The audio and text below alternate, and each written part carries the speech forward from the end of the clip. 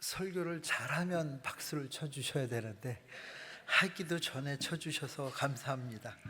제가 세종안교회 성교관에 한번 묵은 적이 있어요.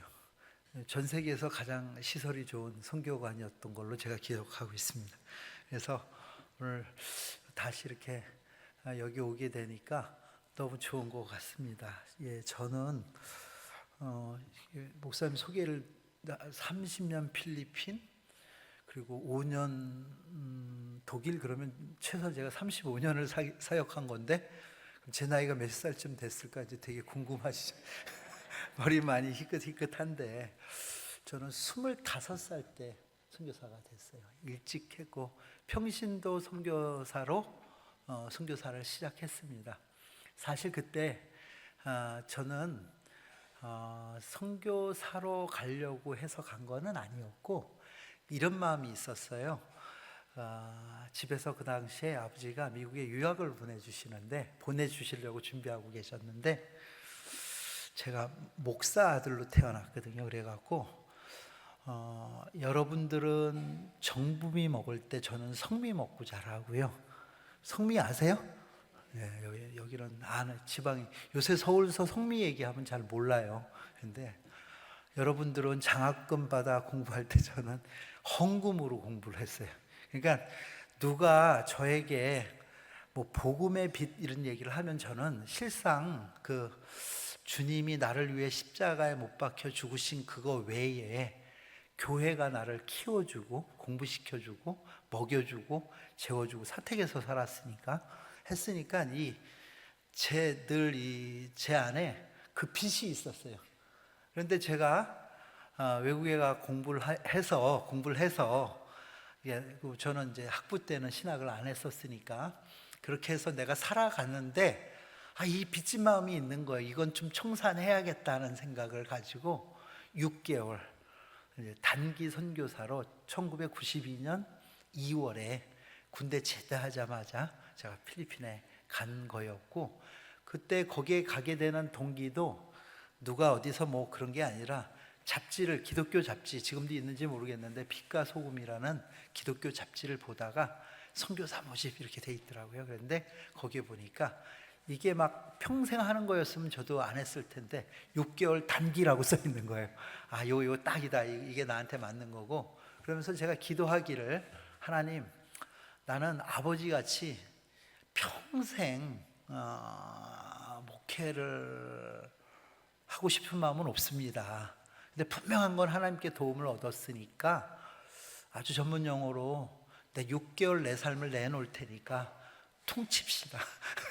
이런 생각을 하고 그냥 선교가 뭔지도 또 사역이 뭔지도 잘 모르는데 어렸을 때부터 교회에서 살았으니까 우린 다 할 줄 알잖아요. 그래서 선교지로 간 게 1992년도 2월 달이었고, 저희 아버님 교회도 되게 보수교단이었기 때문에 우리는 박수도 잘 안 쳤어요. 사실 무슨 드럼 이런 거는 저는 지금 여기 신발을 신고 올라왔는데 제가 여쭤봤거든요. 목사님, 신고 올라가도 되냐? 우리는 여기 함부로 신발 신고 올라가면 안 될 정도로 계속 그런 거였기 때문에 제가 저희 아버지도 설교를 계속 강해 설교만 하셨기 때문에 뭐 성경에 대해서 누구보다 많이 안다고 생각했고, 교회에서 늘 살았으니까 교회 활동도 누구보다 익숙했지만 무슨 제가 하나님하고 저하고의 어떤 맞부닥침에 대해서는 뭐 기도한 거 응답받는 거 정도지 제가 딱히 체험 없는 그런 신앙이었었어요. 그런데 한 3개월쯤 지나는데 제가 있던 지역에 아픈 아이들이 많은 거예요. 한 400가정 정도가 사는 그 필리핀의 인당 분할레오스라는 아주 촌에 제가 이제 교회를 개척하고 이제 저희 단체에서 이렇게 일을 하게 해줬는데, 거기가 이게 너무 아픈 사람이 많은 거예요. 그러니까 이제 이런 거죠.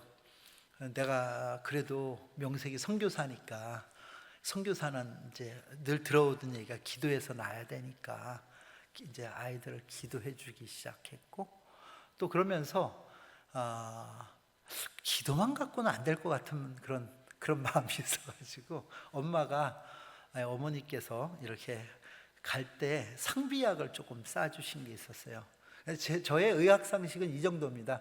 배꼽 위에는 펜자리고 배꼽 아래는 페스탈이에요. 이게 제 의학 상식의 총체입니다. 그러니까 그거를 이렇게 하면서 사람을 봐가면서 아이가 어리면 반을 띄어갖고 이게 너를 고치는 게 아니라 하나님께서 너를 고친다. 이건 심벌이다. 뭐 이런 얘기를 해가면서 말도 안 되는 돌팔이 약장사를 시작한 거죠. 그러면서 하는데 놀라운 게 제가 기도하고 나면 사람들이 낫기 시작하는 거예요.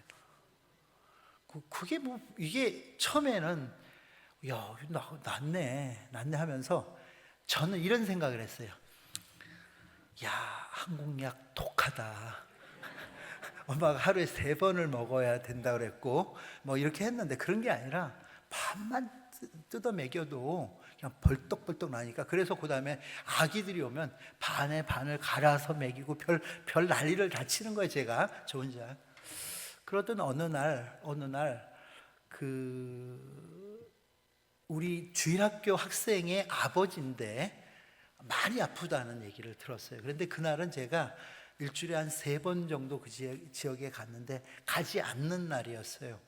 그런데 어떤 한국에서 오셨던 집사님이 제가 사역하는 걸 보고 싶다 그래갖고 모시고 들어가는데 차가 없는 지역이에요.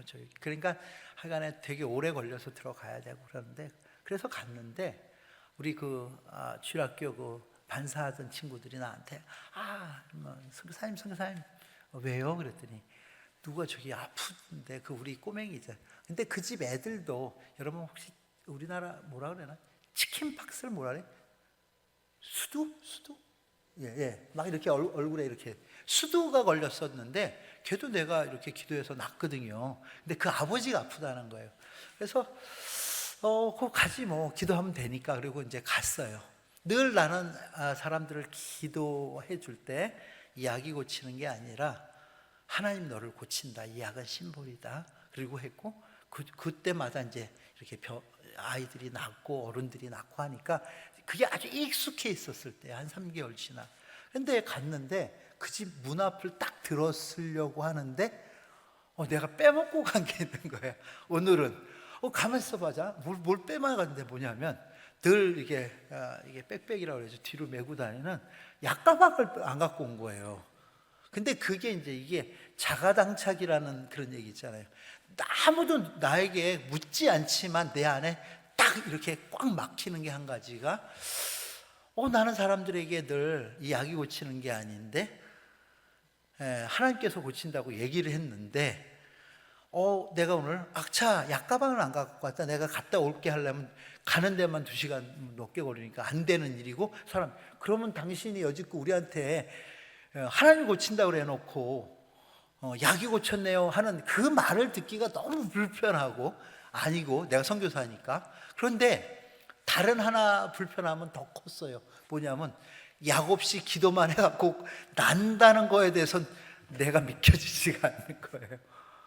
그러니까 문 앞에서 이게 막 힘이 쭉 빠지면서 갈등을 하는 거죠. 어떡하나? 집에 갔다 올까? 그러기엔 너무 시간이 어렵고 또 사람들이 나를 그럼 뭐라고 생각하겠어. 그런데 들어가서 기도해 줄까? 그래서 안 나면 뭐 이런 생각이 계속 하다가 이제 돌팔이지 또 오래 하면은요 이게 저기가 나가고 그래 이제 환자의 증상이나 보자 하고 들어갔어요. 필리핀 집들은 여러분 아시다시피 문이 있는 게 아니라 천 같은 걸로 시골은 이렇게 매달아 놨어요. 그런데 이렇게 그 환자가 그 안에 있다 그래서 이렇게 열고 쏙 들어갔는데 보니까 침대 위에 모기장이 쳐 있고 그 안에 한 중년의 남자가 새카맣게 돼갖고 막 이거 한국말로 오열이라고 그러죠. 오열 막 들고 있는 거예요. 제가요 그렇게 아픈 사람 처음 봤어요. 이제 보다시피 제가 조금 귀공자 타입이잖아요, 그렇죠? 그런데 내 목사님이 있어서 오늘은 그 농담 안 하려고 그랬는데 이렇게 아픈 사람 처음 봤고요.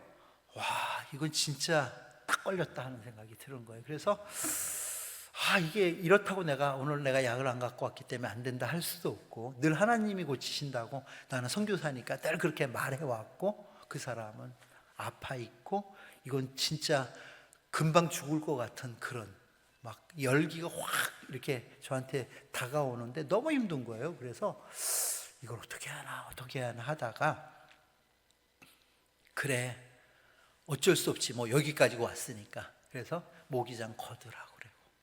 그리고 그 주변에 그 같이 갔던 분들, 또 그 가족들 다 둘러 쓰라고 그러고, 기도하자고, 이 사람이 하나님께서 이 사람의 병을 낫게 해달라고 우리가 기도하자고. 그리고 다 기도하기 시작했어요. 한참을 기도했는데, 제가 아주 간절한 기도를 한 2번 한 적이 있었는데, 첫째는 장가 갈 때, 집에서 하도 반대를 해갖고 장가 갈 때 기도를 되게, 근데 그때도 옵션은 있었어요. 하나님, 혹 하나님 마음에 이 사람이 아니라면 다른 여자라도 주세요, 뭐 이런 거였어요.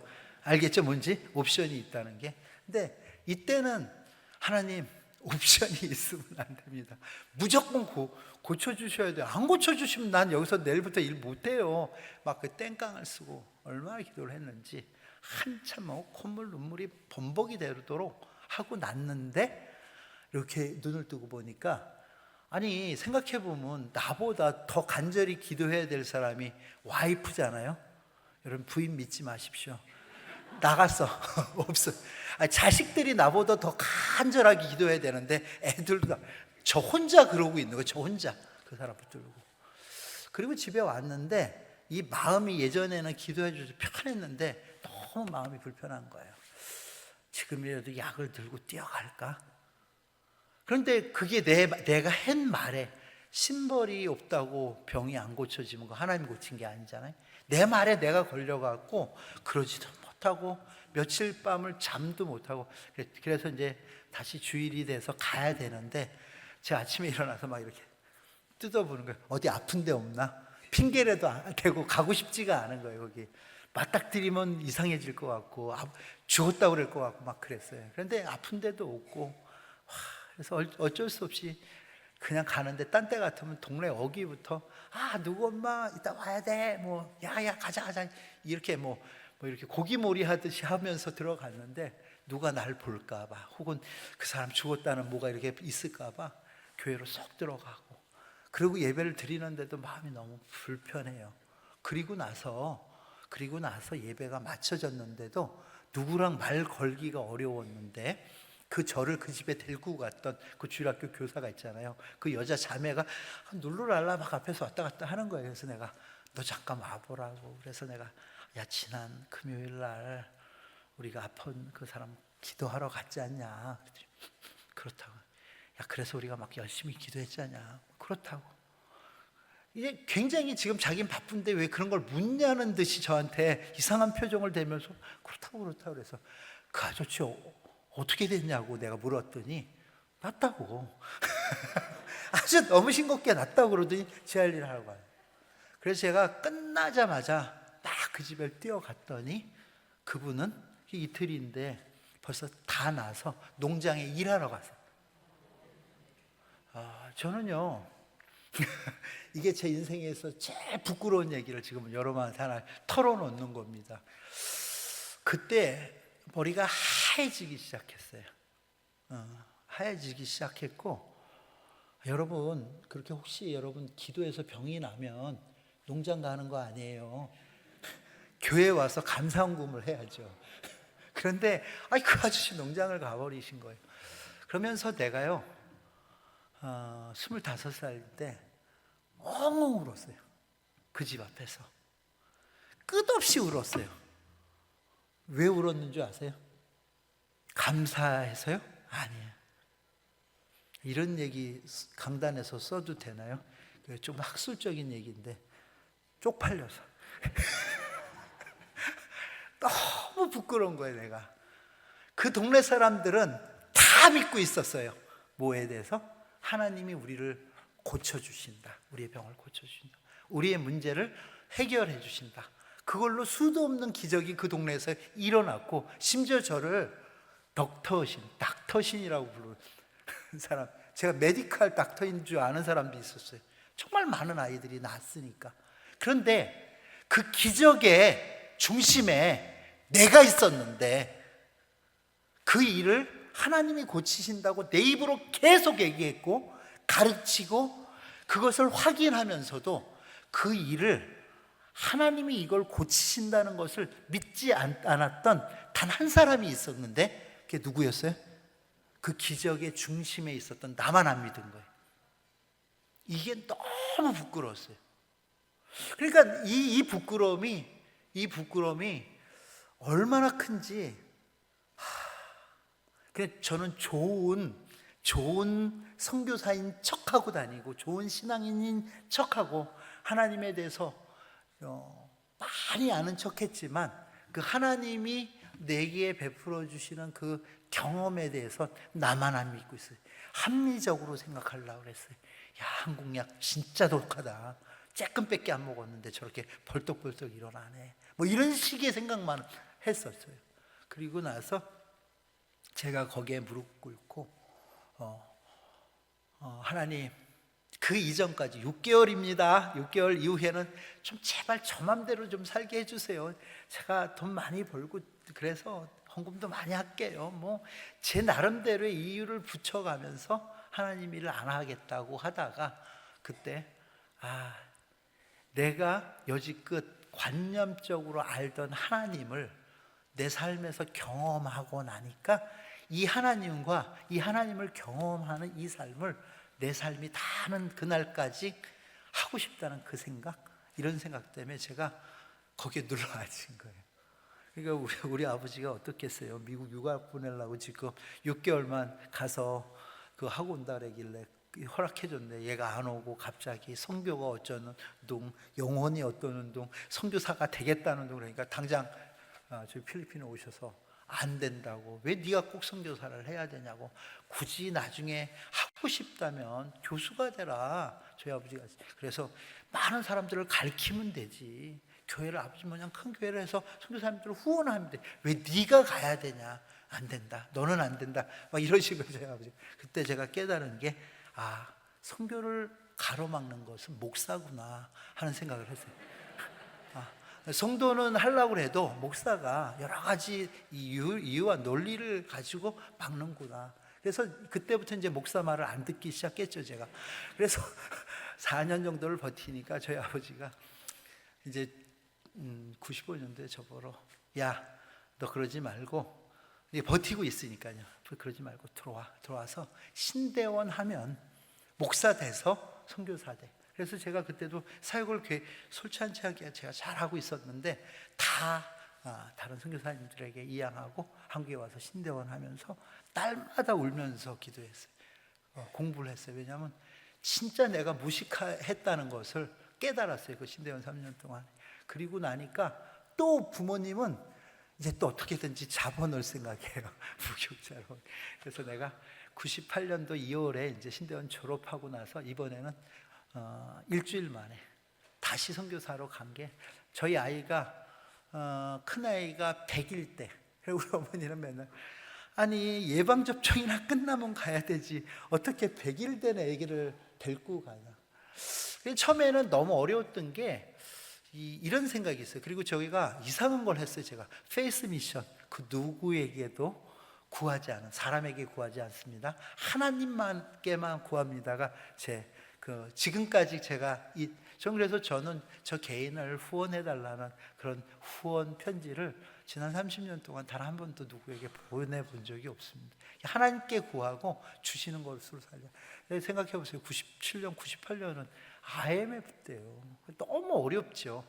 진짜 우리 애들이 되게 날씬해요. 왜냐하면 이유식을 못했어요.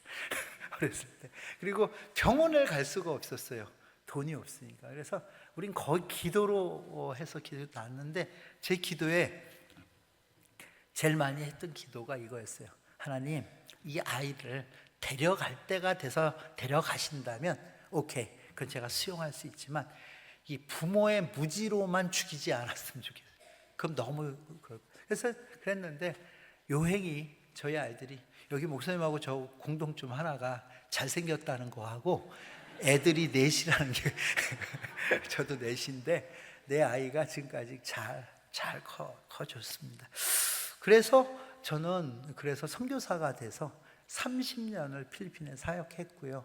이 30년 동안에는 정말 주의 은혜가 많았어요. 저는 여러분들은 목사님 다 소개를 안 해주셨는데 제가 영화 2편에 제 사역이 영화 2편으로 이렇게 나왔습니다. 그래서 여러분 요새는 뭐 검색하면 바로 나오니까 바세코의 아이들이라는 그 영화, 그다음에 함께 부르는 노래라는 그 영화를 여러분 보시면 거기 오늘 봤던 사람이 하나 나올 겁니다. 그래서 그렇잖아요. 여러분 쉽지 않죠. 제가 너무 감사한 게 어떤 사람의 사역이 영화로 만들어져서 그게 극장에서 상영됐다면 여러분 울지마 톤준 알죠?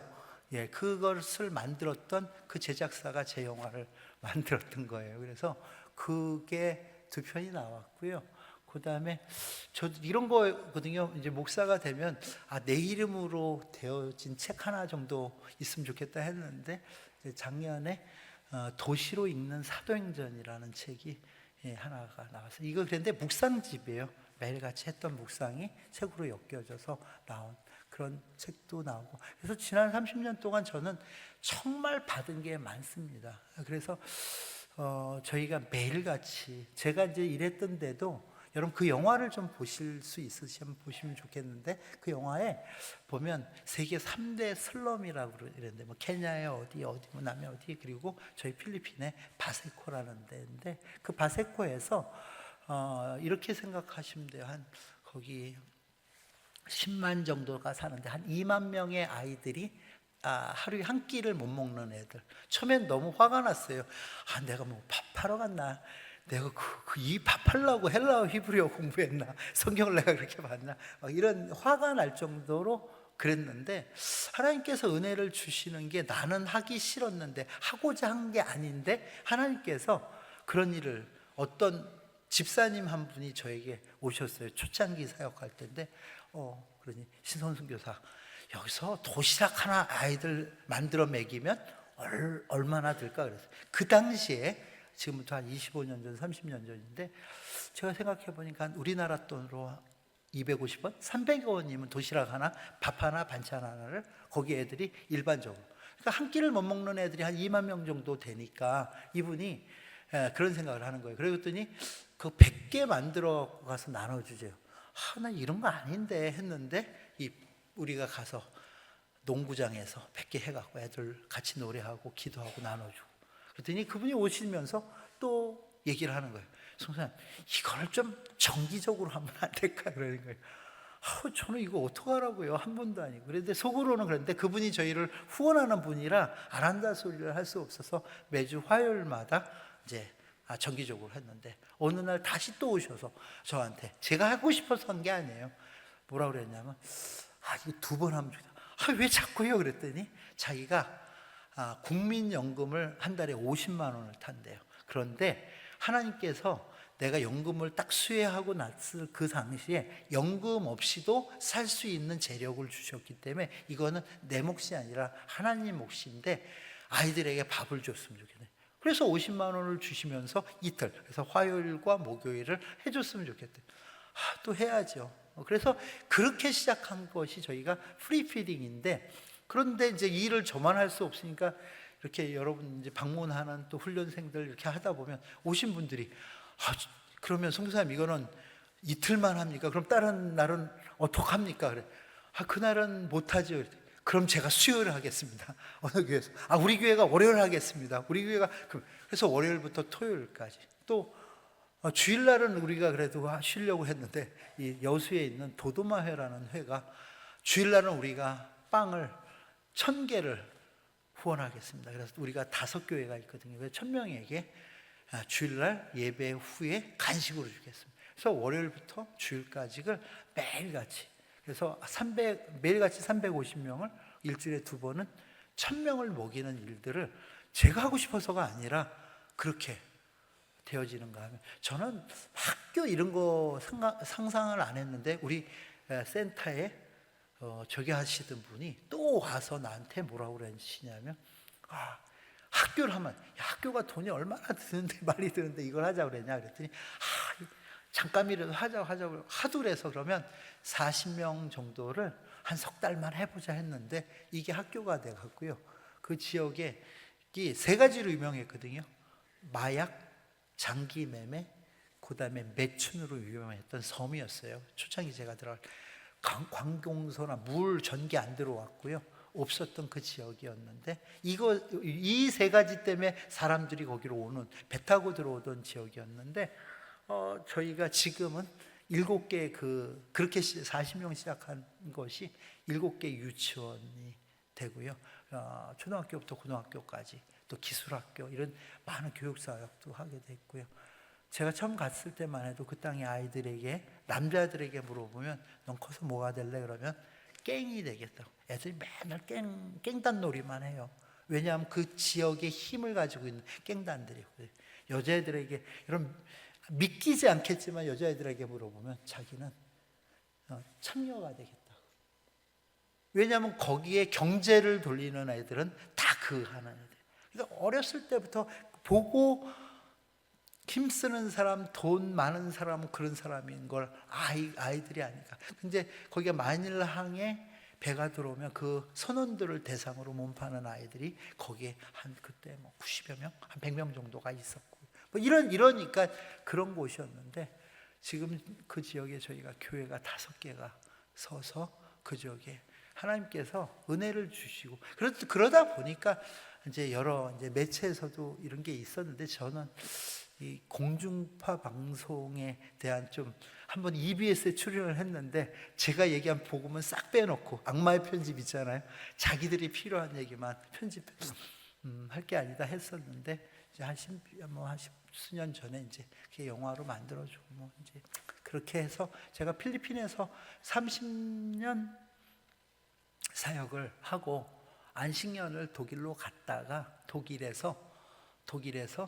이제 그 단체가 좀 우리와 함께 일했으면 좋겠다 하는 얘기를 해서, 제가 지금 독일에서 지금은 이제 난민 사역하고요, 또 청년들 훈련하는 사역, 또 제가 목사님하고 만났는데 이제 이 종교 개혁, 그러니까 저도 평생을 장로교 목사로 살았지만, 우리가 개혁교회가 많은 분들이 천주교에서 나왔다는 생각을 많이 해요, 지금도. 근데 우린 천주교에서 나온 게 아니에요.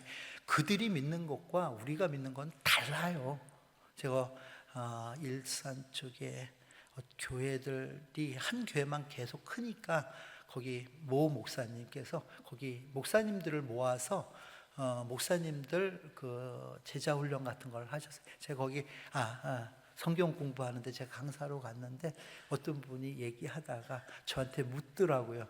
천주교에도 구원이 있습니까? 저는 없습니다. 그랬더니 난리가 났어요. 왜냐하면 이 교단마다 조금 온도가 다르니까. 왜 없냐고 제가 그랬어요. 믿는 게 다른데 어떻게 결과가 같겠습니다 하는 얘기를 해요. 전 평생을 필리핀에 있다 보니까 천주교와 우리와의 차이를 많이 공부를 하게 되고, 그러다 보니까 나도 모르게 이제 그쪽에 종교개혁에 관련된 이제 저희가 일도 하고, 이제 제 2번째 책이 이제 도시로 읽는 종교개혁 이야기라는 책을 지금 준비 중에 있습니다.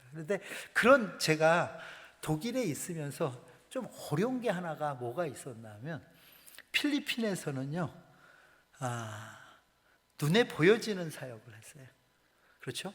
매일 350명, 일주일에 2번 1000명 아이들을 먹이는, 그 다음에 교회를 짓고 학교를 지어서 공부를 시키고, 그 다음에 저희 한국에서 청년들, 여기도 청년들이나 이제 이 성도님들이 1년에 저한테 와서 훈련 받는 분들이 약 500명 됐어요. 장기 훈련을 받았던 사람이 한 300명 정도 돼요. 그런데 그 중에 20년 동안에 목사가 된 사람이 한 100명, 목사 선교사. 이게 정말 보여지는 일에 능하게 사역을 했는데, 독일에 가니까 뭐 밥을 먹일 일이 있습니까? 제가 학교를 만들어서 가르칠 일이 있습니까? 교회를 세울 일이 있습니까? 참 어려운 지난 3년이었어요. 필리핀에 30년 있으면서 단 한 번도 난 힘들다 어렵다 그래서 돌아가야 되겠다는 말은커녕 생각도 안 했었는데 이쪽에 오니까 매일 같이 너무 힘들다. 제가요 외국인 근로자인 거예요. 독일 사람들이 저를 보면 저는 정말 우리 필리핀 형제들한테 따뜻하게 이렇게 대해줬다고 생각했는데 저는요 제가 당해보니까 깨닫게 되더라고요. 눈빛 하나에도 내 마음이 상하는 거를. 그러니까 이런 회개를 다 시켰어요. 지난 3년 동안. 진짜 또 회개하고 또 회개하고. 그리고 또 드러내놓을 게 없잖아요. 누가 뭐라고 하냐 그러면 어려울 정도로. 그때 위로를 주었던 말씀이 오늘 제가 읽었던 이 말씀입니다. 왜냐하면 여러분 바울이 그런 거 아닙니까? 바울 그러면 우리가 잘 알다시피 이 사람은 언어에 능한 사람이었고요. 성경에 능했고 가말리엘 바리새인이었지 않습니까? 이 사람은 정말 우리가 1, 2, 3차 전도여행을 할 때 그가 머무는 곳이 교회가 되잖아요. 만나는 사람이 성도가 되고 엄청난 일이죠.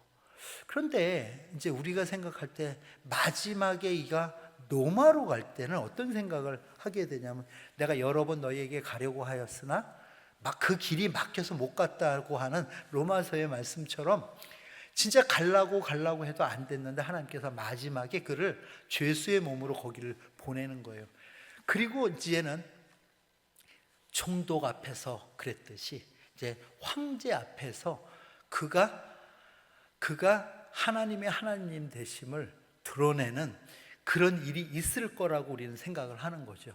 그런데 바울이 여러분들은 어떻게 생각하는지 모르지만 저는 사도행전을 이걸 책을 쓰면서 이 앞에 시작하는 건 엄청나잖아요. 그렇죠? 120문도가 성령을 받고 나서 5,000명, 3,000명 막 주 앞에 돌아오고 나가서 전할 때마다 이게 엄청난 일이 심지어 이런 표현까지 성경에 있어요. 4장에 보면 가난한 사람이 없었더라 할 정도로 이 성령의 엄청난 역사들이 일어나다가 아니 사도행전의 끝을 왜 이렇게 이상하게 끝나는 거예요. 제가 볼 때는 그런 엄청난 바울이 로마에 가면 깃발 꽂고 세계에서 가장 큰 교회 만들고 그리고 전 세계 선교사 보내서 전 세계를 복음화 시켰다. 그래서 그 영향이 우리까지 왔다. 뭐 이렇게 가야 되는데 그것도 아니고 죄수의 몸으로 가거든요. 그러면 최소한 자기 죄의 누명은 벗어야 되잖아요. 죄가 있던 자가 아니니까. 근데요 바울은요 이렇게 표현합니다. 순교한 게 아니라 자기 죄 때문에 죄의 형의 집행을 당한 거예요. 참수형. 그래서 목이 달아나는 참수형 받았어요. 자기 죄 변론도 못하고 죽은 거예요. 그런가 하면 뭐 그렇다고 거기서 번듯함. 이 끝이 너무 이상한 거예요. 제가 느낄 때는 보니까 이 사도행전을 기록한 누가가 바울이 죽기 전에 먼저 죽었기 때문에 바울의 죽음을 기록하지 않았겠구나 하는 게 이제 학자들의 생각이고요. 또 그러니까 이 끝이 이렇구나. 그래도 너무 이게 이상해요. 책을 쓸 때까지는 그랬어요. 그런데 어느 날 이 이야기를 딱 읽는데 이게 딱 지금 내 형편이더라고요. 뭐냐면 온 이태 동안 자기 셋집에, 저 지금 독일에서 셋집 살거든요. 매달 850유로 되는 단칸방에 살고 있어요.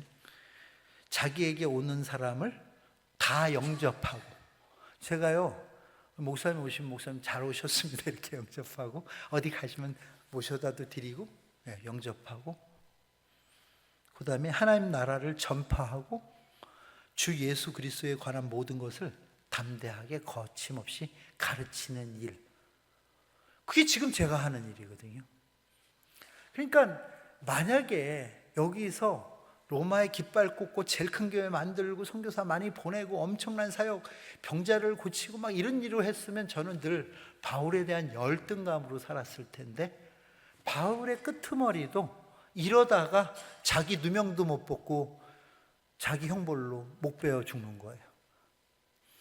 이 말씀이 처음에는 이건 아닌데 했는데 어느 날 이런 모습으로 바울이 사도행전을 맞춰줬다는 게 얼마나 감사한지 모르겠어요. 이 얘기는 무슨 얘기냐면 바울이 했던 이 마지막 그의 삶의 모습이 지금 저는 30년 정말 영화가 나왔다니까요. 제 사역의 내용이 그럴 줄. 극장에서 상영을 했어요. 여러분, 그냥 우리끼리 만들어 보는 영화가 아니라 CGV 롯데시네마에서 했다니까요. 전국에 15개 상영관에서 그랬는데, 그런 화려한 끝이 아니라 지금 내 모습이 어찌 보면 훨씬 더 복음적이고 필요하다. 저는요 너무 감사한 게 누가복음의 저자인 사도행전의 저자인 누가가 이렇게 맞춰준 게, 왜냐하면 여기 앉아 계신 우리가 성도로서 할 수 있는 일로 마지막을 해줬잖아요. 여러분들은 셋집 있는 사람도 있겠지만 자가 집을 가지고 계신 분들도 있지요. 그러면 바울보다 난 거예요. 그렇죠? 네. 여러분들이 선교적인 삶을 산다는 것이 의미하는 것은 바리바리 싸들고 선교 여행 가고 선교지에 보내주고도 있지만, 어떻게 보면 여러분 그 종래에 우리가 어떤 생각을 했나 하면, 우리 교회가 선교사를 많이 파송했으니까, 혹은 선교비를 보내고 있으니까, 아니 내가 선교를 하고 있으니까 내가 선교한다고 생각했어요. 그런데 문제가 뭐냐면 한국 교회가 어려워졌잖아요. 개인들이 어려워졌잖아요. 요새 선교사님들이 너무 어려워요. 왜? 후원금이 점점 줄어가요. 그런데 우리는 여지껏 그렇게 하는 게 선교라고 했는데, 그리고 그렇게 하는 교회를 미셔널 처치, 선교적 교회라고 불렀어요.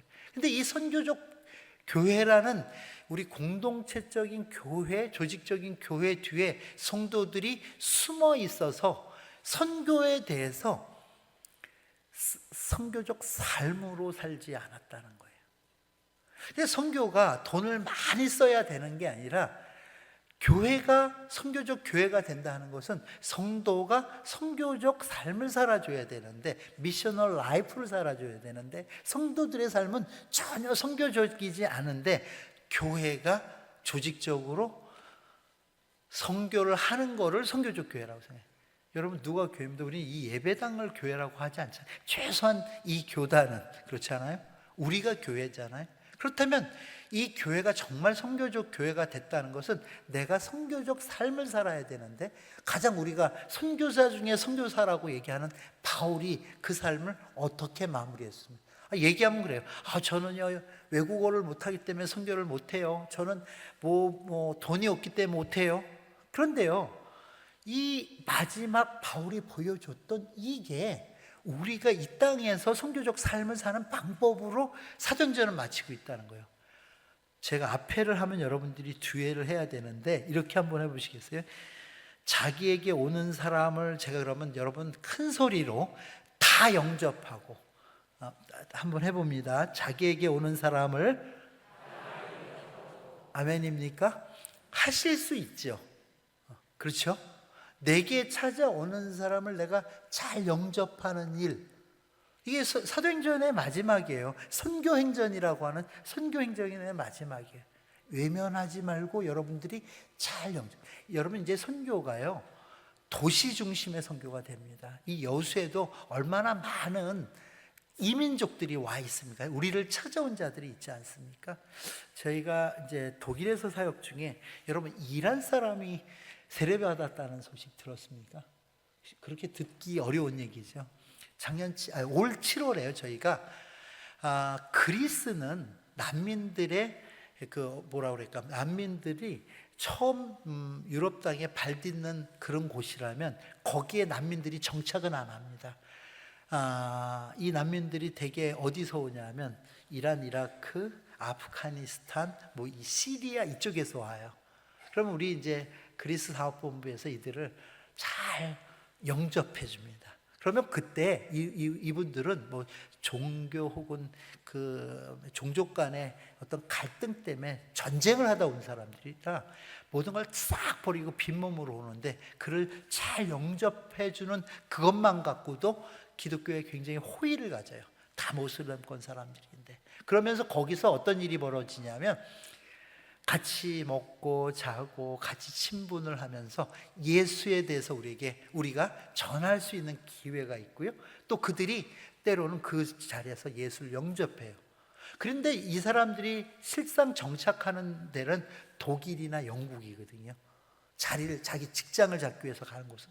그런데 문제는 뭐냐면 독일로 가거나 영국으로 가면 그 사람들이 그 독일에 있는 모슬람 공동체, 영국에 있는 모슬람 공동체로 다시 편입되기 때문에 신앙을 잃기가 되게 쉬워요. 그러니까 저희들이 독일에 있는 그렇게 우리랑 만났던 사람들을 모아갖고 1년에 한 번씩 캠프를 해줘요. 그런데 이 캠프를 하는데 지난 7월 캠프에 저는 그때 다른 여기 캄보디아에 다른 캠프가 있어서 다른 쪽에 갔는데 저희 아내가 이제 거기 같이 했는데 이란 사람이 스스로 세례를 받겠다고 세례를 받았어요. 그러니까 여러분 우리가 이 여수 땅에도 제가 모르긴 해도 이 주변에 공단도 있고 여러 가지 있기 때문에 이미 찾아오는 사람들이 있단 말이에요. 여러분들이 모아서 예배 만들고 이거는 쉽지 않지만 여러분들이 그들을 만났을 때 따뜻하게 해주시면 그 사람들이 자기 나라 갔을 때 선교사님들을 데렸을 때 한국 사람을 데렸을 때 그들이 굉장히 우리가 쉽게 그들을 복음화시키는데 굉장히 그게 선교라는 거예요. 여러분들을 찾아온 사람들을 어떻게 해요? 다 영접. 앞에 제가 하겠습니다. 자기에게 오는 사람을 그렇게 해주세요. 네. 저도 서울서 왔는데 오늘 뭐 영접해 줄 거죠? 따뜻하게? 네. 그거예요. 그게 저는 선교의 첫 번째라. 두 번째는 이렇게 얘기해요. 하나님 나라를 전파하고. 그럼 여기서 이제 맥히죠, 우리. 하나님 나라를 우리가 어떻게 전파해요? 나 하나님 나라 나도 그거 말 못해요. 이런데 아주 쉬워요. 하나님 나라를 전파하는 건 뭐냐면 절 따라합니다. 감사하자. 어저께 제가 어떤 예수 믿은 천주교를 다니다가 예수 믿은 1년 된 친구하고 얘기를 하는데 자기가 예수 믿고 나서 제일 먼저 바뀐 게 뭐냐 그랬더니 입에서 뭐든지 감사한다는 감사의 얘기가 나오더래. 그 감사. 근데 성경에 보면 이런 구절이 있죠. 감사함으로 그 문에 들어가고 그의 궁전에 들어간다는 얘기가 있잖아요. 무슨 얘기냐면 감사는 천국 문을 여는 열쇠. 나는 많은 장로님, 목사님, 권사님, 집사님들을 만나는데 그분의 신앙적인 수준이 어느 정도냐는 그분이 가지고 있는 타이틀이 아니더라고. 제가 경험한 걸로. 그 사람하고 이렇게 대할 때 얼마나 많은 감사의 분량이 있나 보면 진짜 그분이 신앙 좋으십니다. 저는 조지 뮬러라는 사람은 이렇게 얘기했다죠. 5만 번의 기도 응답을 받았다고. 그래서 저도 우리 아이들에게 기도 제목 내고 그 다음에 응답 받으면 또 체크하고 하는 일을 한동안 했었어요. 그런데 문제가 여러분도 해보지만 이게 되면 될수록 뭔가 내가 비워지는 게 아니라 점점 욕구가 커져. 그렇죠? 점점 욕구가 커져요. 이거 안 되겠다 그래서 어느 날 딱 봐. 그리고 저희는 내 아이와 우리 부부가 같이 카톡방이 하나 있는데 우리 가족 카톡방이 아니라 감사 카톡방이 있어요. 그래서 우리는 하루에 3개씩 우리가 감사 제목을 올리는 거예요. 그래서 이렇게 조지 뮬러는 5만 번의 기도 응답을 받았다면 아빠는 나중에 다른 후대 사람들이 너희들이 아빠를 기억할 때 우리 아버지는 5만 가지 감사를 했던 감사의 사람으로 기억되면 좋겠다. 우리가 함께 하자. 그래서 애들에게 너희들도 5만 번의 감사를 우리가 한번 해보자. 이런 걸 했어요. 그러니까 재미있었던 게 뭐냐면 이게 애들이 이제 저희는 다 필리핀 애들이 살았었으니까 5만 원이 얼만큼 큰 돈인지 얘네들이 잘 몰라요. 그래서 내가 상금을 걸었죠. 5만 번의 감사를 하는 사람에게는 5만 원을 줄게. 되게 큰 돈을 주는 거예요. 그랬더니 우리 셋째가 무슨 뭐만 걸리면 제일 열심히 하는데, 아빠, 제가 지금 2,852번의 감사를 했어요. 제가 맨날 그래 또 해 또 해. 근데 그 당시 우리 애들이 중학생쯤 됐는데 거기서 무슨 감사가 그렇게 많이 나오지 않잖아요. 그런데도 얘는 5만 번을 채우고 있게 또 계속 감사를 하는데, 지가 지 삶 속에서 느껴지는 것 같고는 안 돼. 과거에 일어났던 것 같고는 안 돼. 그러니까 얘가 그때부터 이렇게, 아빠가 장난감 사줄 걸 믿고 감사. 오늘 잘못했는데 엄마가 안 때릴 걸 믿고 감사. 뭐 이런 거 있잖아요. 미래적 감사를 하기 시작하는 거예요. 그래서 그 5만 번을 채워 가더라고 애들이. 그러면서 이제, 그래서 저는 다른 건 안 하는데 우리 가족 시상식이 1년에 한 번씩, 저희 우리 6명이니까 가족 수련회를 하는데, 가족 시상식에 제일 중요한 게 제일 많이 감사하는 애에게 제가 상금을 줘요. 그러면 애들이 이제 그걸 열심히. 근데 저는 너무 좋은 게 뭔가 하면, 저는 이제 저희 아이들이 다 이제 대학생들이에요. 그런데 다 떨어져 있어요. 저희 부부만 있는데, 그 아이들의 그날 감사의 내용을 보면 그가 어떻게 살았다는 게 보여요. 그리고 걔가 뭘 먹었는지, 치킨 먹어서 감사, 피자 먹어서 감사, 보면 뭘 먹고 사는지도 보여요. 그러니까 이게 나도 그렇게 쓰고 하니까, 저는 오늘 가면 그렇게 써요. 여수 세종안교에서 말씀 전하게 해주신 하나님께 감사. 이제 그러면 우리 아빠가 오늘 세종안교에서 말씀을 전하고, 이런 식으로 영적인 교통을 아이들하고 하니까 저는 아이들 걱정 안 해요. 저희가 아이들을 한 번도 우리가 데리고 대학 들어가서부터 지들끼리 서울서 살아요. 다 한국으로 왔어요. 그런데 얘네들에게 저는 한 번도 걱정을 안 했던 게 뭐냐면, 이 감사하는 아이들이 잘못되기가 어려워요. 삶의 감사가. 그리고 저희 아이들을 자랑한다면 딱 한 가지 할 수 있는 게 있어요. 뭐냐, 정말 신앙이 좋아요. 아주 교회에서 어떨 땐 무한해요. 같이 저녁을 먹고 있었는데, 아빠 저 먼저 일어나면 안 돼.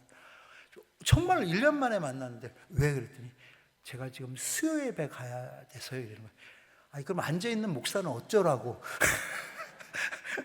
아니 우리 애들은요, 공예배를 안 빠져요. 수요 예배, 금요 예배. 근데 저는 그런 생각이에요. 새벽 기도, 심지어 새벽 기도를 나가 20대 애들이. 근데 내가 얘네들이 왜 그럴까? 저는 삶의 감사가 끊이지 않기 때문에 하나님과의 관계가, 여러분 한번 기도 제목을 내라 그러면 자꾸 욕구가 커졌는데, 감사라 그러니까 삶 속에서 감사를 하다 보니 자기 삶의 만족도가 굉장히 넓어져요. 여러분 이게 저는 하나님 나라를 여는 열쇠라고 생각하거든요. 그러니까 여러분들이 하나님 나라를 전파해라는 게, 뭐 하나님 나라는 이렇고 저렇고 아무리 잘해도요, 그걸 들어줄 사람이 누가 있습니까? 그런데 여러분을 통해서 세상이 하나님 나라를 봐야 돼요. 천국을 맛봐야 돼요. 여러분을 만나는 게. 근데 어디서 여러분이 감사. 아니 세종안교회 사람들은 좀 달라. 그 사람들은 입만 벌리면 감사해. 내가 볼 때는 그건 투정해야 되는 상황인데도 감사를 하는데, 여러분 그게 여러분들이 천국문을 열어주는 거거든요. 날 통해서 여러분 하나님께서 우리에게 천국 열쇠를 주는 게 수익권이 아니에요. 베드로 너를 통해서 열고 닫겠다 이런 얘기 아니라, 너를 통해서 세상이 천국을 보게 될 것이고, 너를 통해서 세상이 천국에 들어가게 될 것이고. 아멘입니까? 이 얘기를 하시는 거죠. 근데 우리는 자꾸 그것을 뭐 어떤 교황이 받은 뭐 이런 거 아니잖아요. 그러니까 여러분들이 감사하는 일 하실 수 있죠? 예. 상황과 환경과 관계없어요. 모든 것이 주로부터이라고 한다면, 그것이 당장은 내 비유에 맞지 않을 수도 있고요, 내 생각에 맞지 않을 수도 있지만, 그게 감사할 수 있어요.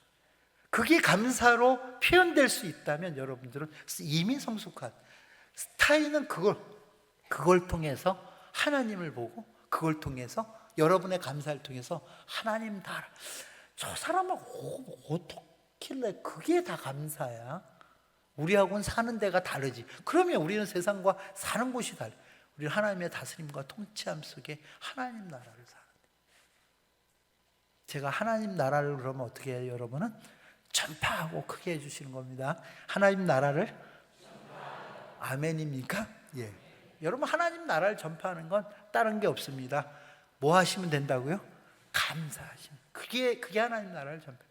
마지막 한 개가 주 예수 그리스도에 관한 모든 것을 담대하게, 오늘 제가 제목으로 하면 담대하게 거침없이 가르치더라.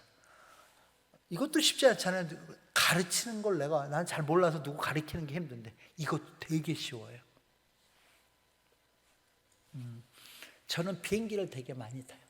어느 해는 100번쯤 탄 적도 있어요.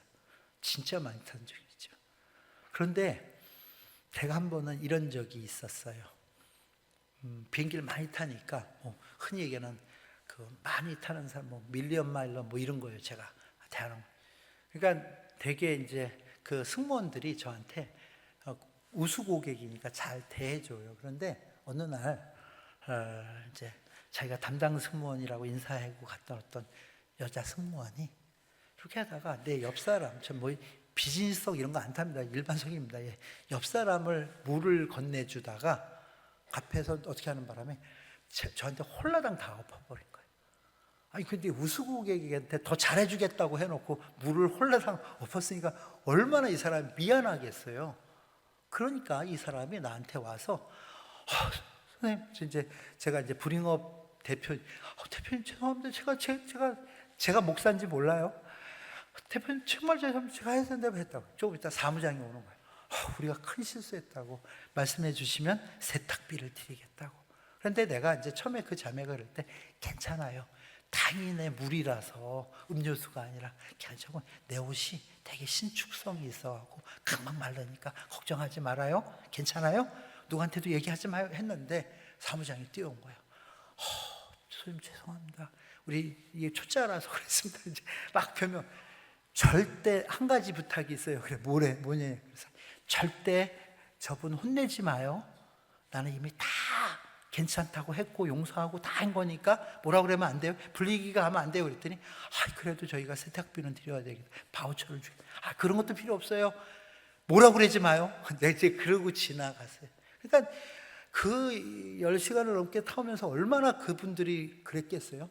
그런데 그리고 막 자꾸 뭘 갖다 주려고 나 신경 쓰지 마. 나 건드리는 게 싫어요. 그냥 나 책봉에 놔두세요. 이제 이러고 나는데 제가 내릴 쯤에서 그 나한테 물을 엎질렀던 승무원이 이렇게 오더니 여러분 그 승무원들 반무릎 이렇게 해갖고 얘기하는 아주 낮은 인사였어요. 제 귀에다 대고 뭐라 그랬는지 알아요? 손님, 예, 목사님이죠? 이러는 거예요. 나는 어디다가 목사라고 써본 적도 없고 우리 명찰도 안 달았는데 목사님이죠? 그래요. 그래서 내가 어떻게 알았어요? 그랬더니 자기가 그럴 것 같았대. 제가 거기서 깽판 쳤으면 어떨 뻔 봤어요.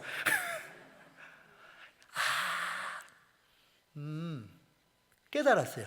예수를 전하는 거는요, 내가 쓸 권을 쓰지 않는 게 그게 예수 전하는 거예요.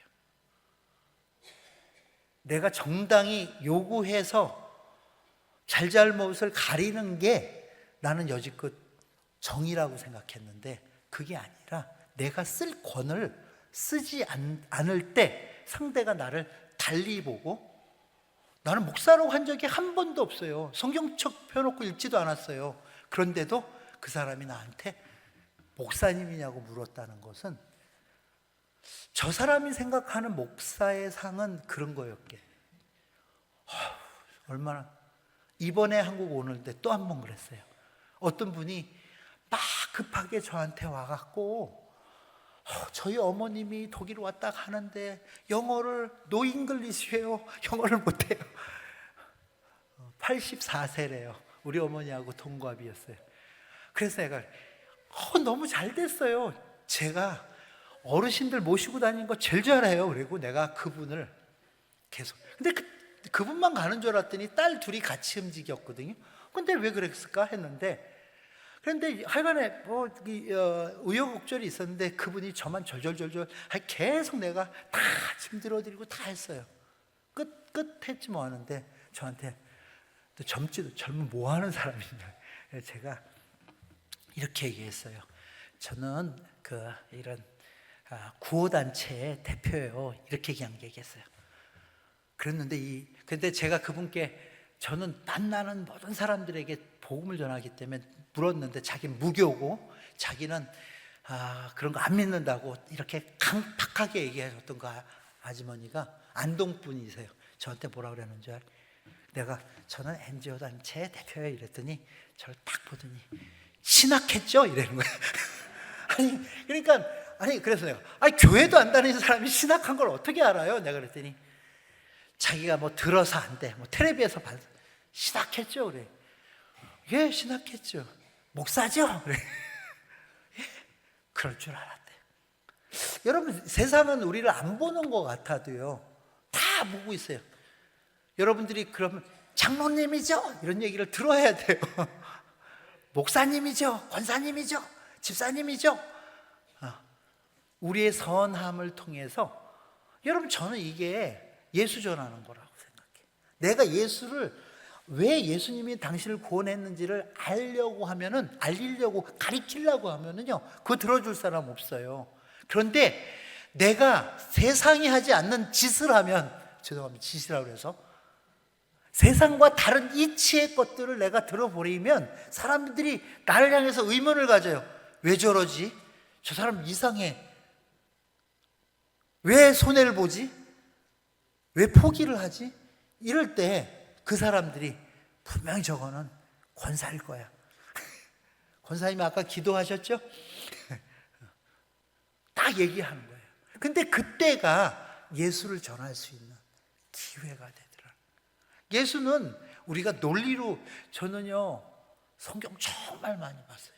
어렸을 때부터. 우리 아나면 밥을 안 줬어요. 먹는 거 갖고 그러면 안 돼요, 부모님들. 근데 우리는 그랬어요. 저는 신앙 논리로 종교적인 분쟁을 해서 그 누구하고도 나는 접은 적이 없어요. 어저께도 제가 한 천주교 신자를 접은 적이 없어요. 그런데 논리로 이겨서 그 사람 예수 믿은 사람은 별로 없는 것 같아요. 아니, 거의 없는 것 같아요. 그런데 내가 취해야 될 권을 사용하지 않기 때문에, 그것 때문에 예수 믿는 사람은 있는 것 같아요. 예수를 전한다는 게 말로 되질 않아요.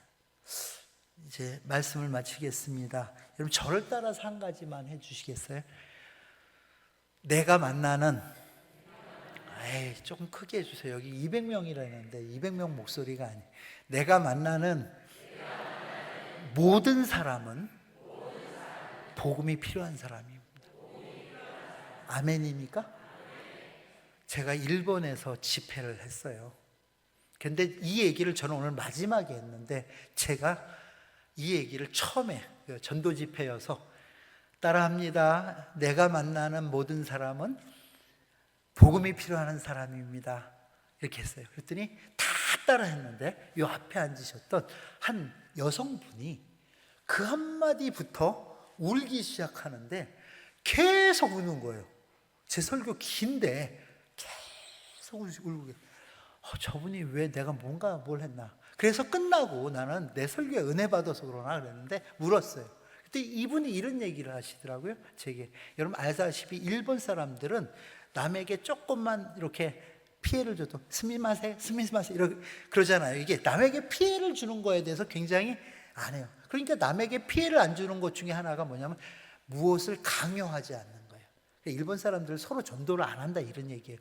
그런데 어떤 강사가, 한국 강사가 오자마자 첫 마디가 내가 만나는 모든 사람은 복음이 필요한 사람이다, 이 얘기를 딱 하는데, 자기는 한 번도 자기 남편, 일본인 남편이 복음이 필요하다는 생각을 안 해요. 그는 그 종교를 믿고 나는 내 종교를 믿는 거라고만 생각했고, 아니 내가 내 몸으로 난 아이들도 복음이 필요하다는 생각 아니라 지들은 커서 자기가 결정해서 하는 거라고 생각했고, 매일 만나는 사람들도 각자의 결정에 의해서 살아간다고 생각했는데 강사가 내가 만나는 모든 사람은 복음이 필요한 사람이다.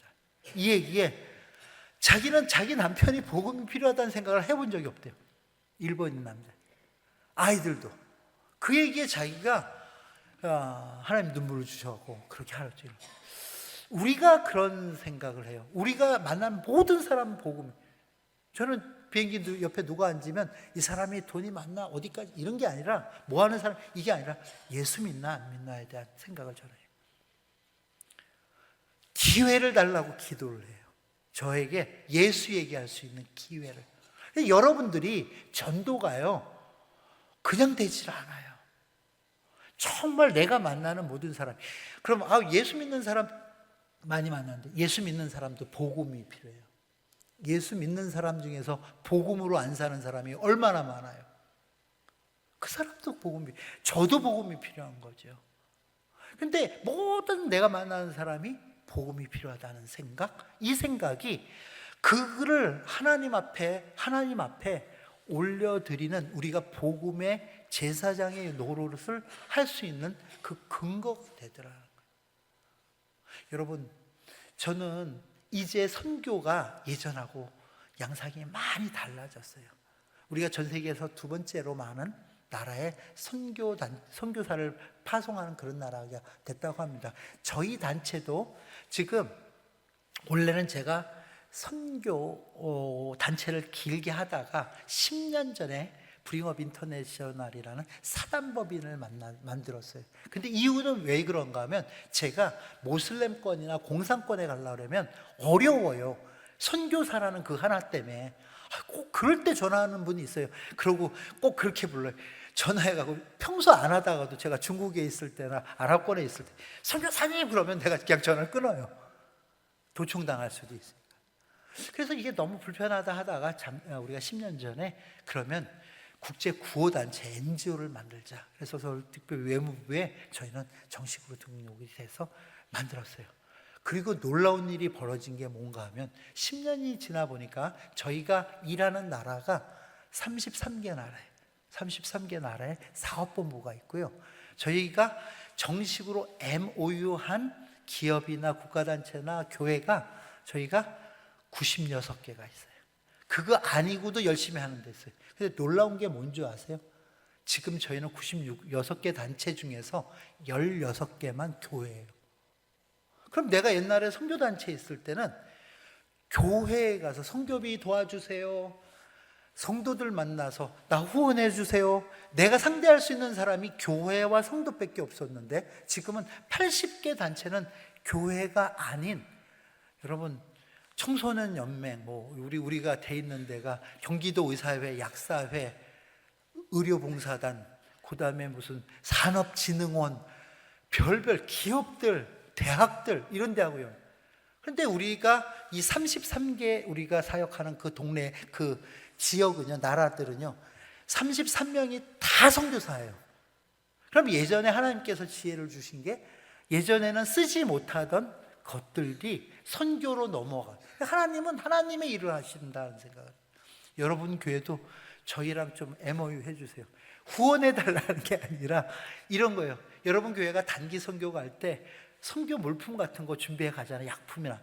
저희는 국가 공인 NGO이기 때문에 그런 회사들이, 제약회사나 의료회사들이 저희한테 기부를 하면, 여러분들 중에 혹시 기부를 저희한테 하면 저희 정식 영수증을, 세금 계산서를 띄워드립니다. 그거는 그만큼 세금을 덜 내기 때문에 저희한테는 의류, 의약품 엄청나게 많이 옵니다. 그런데 저희는 이게 하나님 일에 쓰이고 싶어요.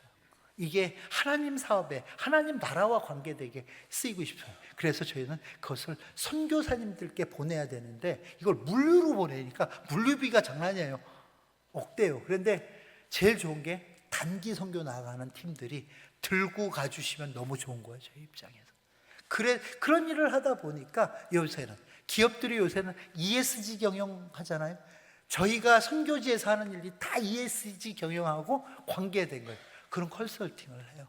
여러 가지로 조금 하나님께서 새로운 아이디어를 주셨는데 그 아이디어가 선교하는 일에 저희는요 적성국가 가도 저는 NGO 대표이기 때문에 옛날같이 그렇게 두려워하지 않아도 돼요.